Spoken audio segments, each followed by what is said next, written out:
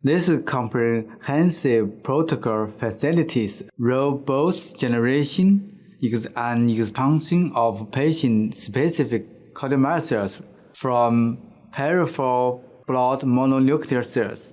These techniques are reproducible and easy to follow, especially for beginners, and do not require special expertise in stem cell biology or cardiovascular medicine.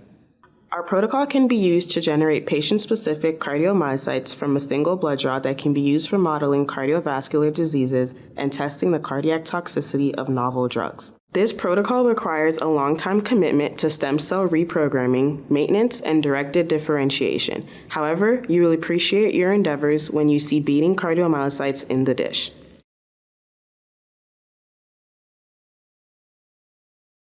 When the human iPSC colonies reach over 90% confluency, rinse each well with 3 milliliters of DPBS before treating the cells with 1 milliliter of 0.5 millimolar EDTA in DPBS per well at 37 degrees Celsius. After 5 to 8 minutes, add 1 milliliter of iPSC passaging medium to each well and manually dislodge the cells.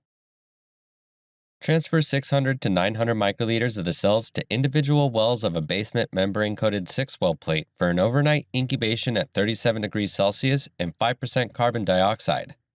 Then, refresh the cultures with 2 milliliters of complete E8 medium every day for 3 to 4 days.